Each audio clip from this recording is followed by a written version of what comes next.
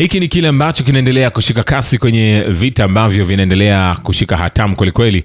Hapa tunazungumzia vita vya Israeli pamoja na taifa la Iran. Na nikwambie katika vita hivyo ni kwamba jeshi la walinzi wa mapinduzi ya Kiislamu IRGC limesema kuwa Iran ilitumia kombora la masafa ya kati la Khaibar Shekan kwa mara ya kwanza wakati wa shambulio la asubuhi dhidi ya Israeli. Shirika la Tasnim la Iran limeripoti makombora 40 ya mafuta ya kiwevu yalitumiwa katika mashambulizi ya IRGC.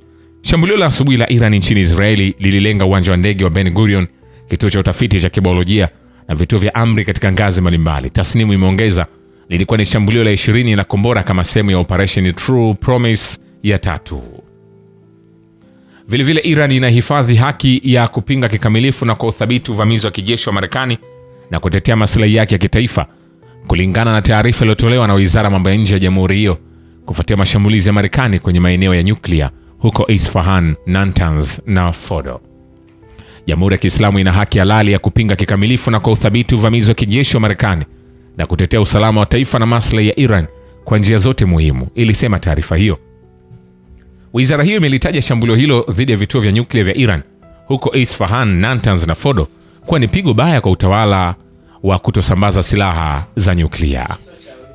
Hayo yakiendelea kwenye vita hivyo vya Irani na Israeli, kwingineko ni kwamba mkutano wa bodi ya magavana wa shirika la kimataifa la nishati atomic kuhusu hali ya Iran kufuatia mashambulizi ya Marekani kwenye maeneo ya nyuklia ya jamhuri hiyo utafanyika Juni 23. Mkurugenzi mkuu wa wakala huo Rafael Grossi anasema, kwa kuzingatia hali ya dharura nchini Iran, ninaitisha mkutano wa dharura wa bodi ya magavana wa shirika, aliandika kwenye X. Rais wa Marekani Donald Trump aliripoti usiku wa Juni 22 kwamba Marekani ilifanya mashambulizi yenye mafanikio katika maeneo matatu ya nyuklia nchini Iran, ikiwa ni pamoja na Isfahan, Natanz na Fordo. Vilevile waziri wa mambo ya nje wa Iran Abbas Araghchi amesema kuwa Teherani inazingatia chaguzi zote za kujibu mashambulizi ya Marekani dhidi ya vituo vyake vya nyuklia katika hatua hii, ikiwa ni pamoja na kufungwa kwa mlango bahari wa Hormuz. Anasema chaguzi zote ziko mezani, haya ndiyo yote nitakayosema, aliwaambia mkutano wa waandishi wa habari mjini Istanbul ambao ulitangazwa na kituo cha TV cha TRT World cha Uturuki.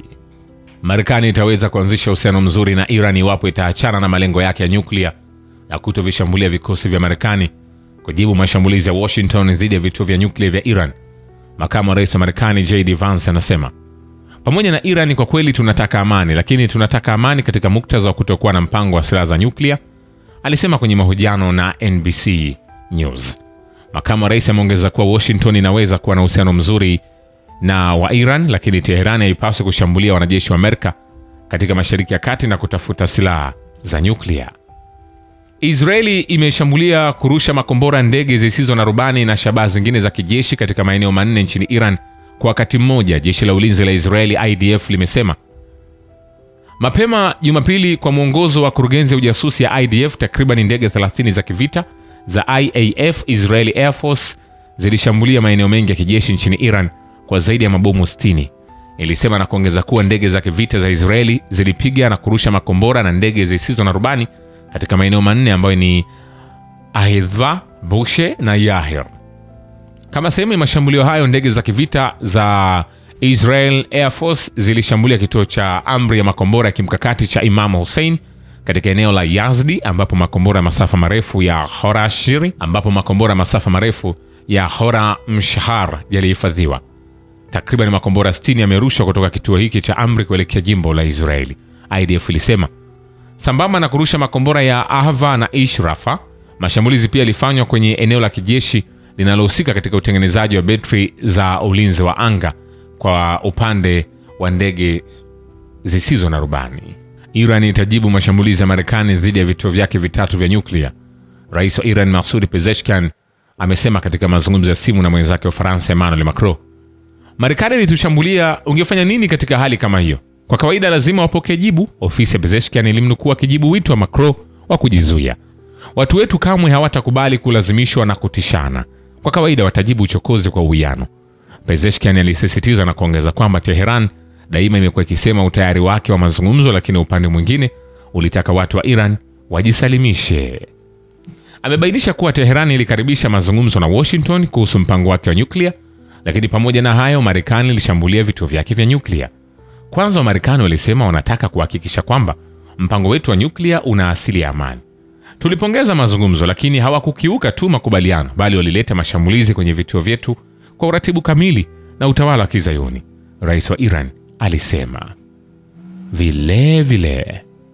Vilevile jeshi la anga la Israeli limeanza kushambulia maeneo ya kijeshi huko Kermanshah, magharibi mwa Iran, jeshi limeripoti.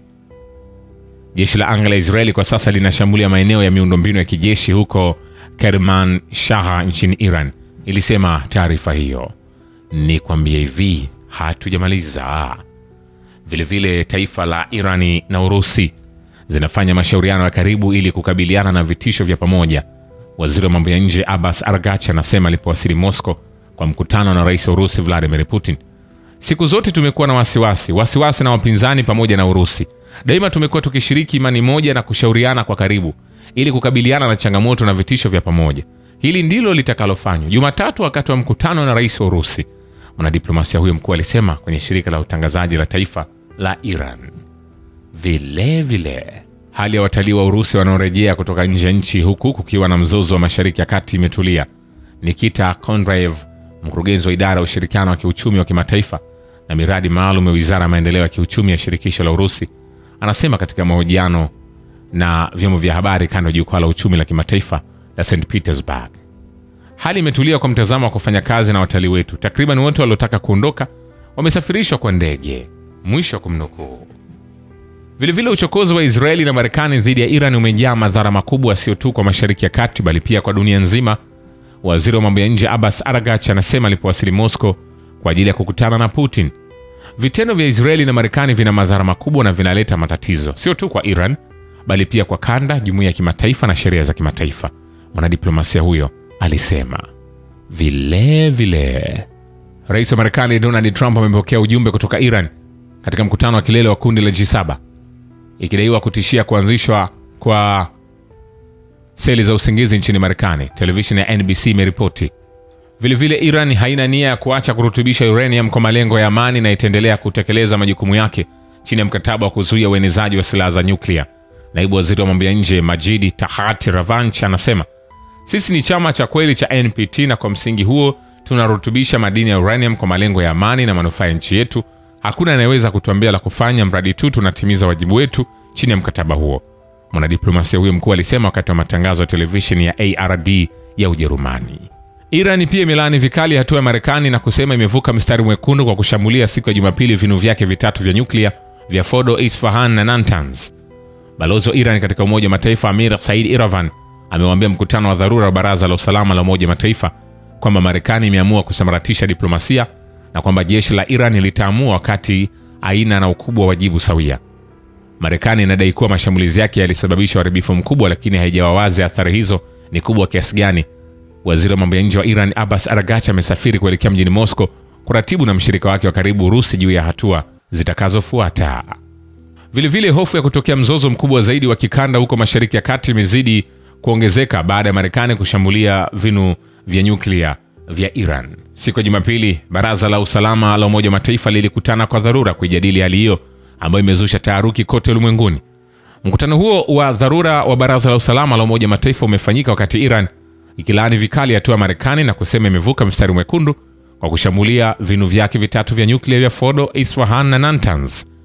Balozi wa Iran katika Umoja wa Mataifa Amir Said Iravan amemwambia mkutano wa dharura wa Baraza la Usalama la Umoja wa Mataifa kwamba Marekani imeamua kusambaratisha diplomasia na kwamba jeshi la Iran litaamua wakati aina na ukubwa wajibu sawia.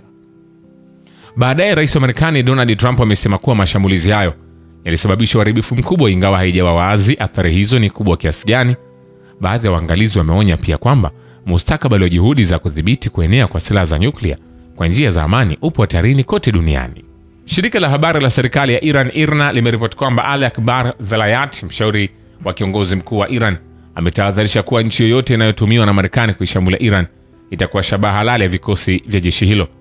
Hata hivyo, utawala wa Trump umeonyesha nia ya kutaka kuanza tena mazungumzo ya kidiplomasia na Iran, ambapo waziri wa mambo ya nje Marco Rubio alisema katika mahojiano na CBS kwamba nchi hiyo inahitaji kufanya mazungumzo ya moja kwa moja na Iran, huku waziri wa ulinzi Peter Hegseth akisisitiza kuwa Marekani haitaki vita.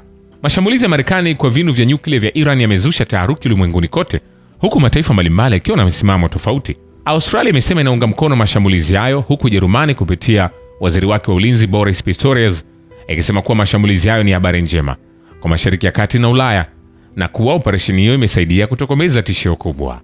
Mapema leo Korea Kaskazini imelaani mashambulio hayo ya Marekani dhidi ya Iran na kusema kuwa yanakiuka kanuni za Umoja wa Mataifa.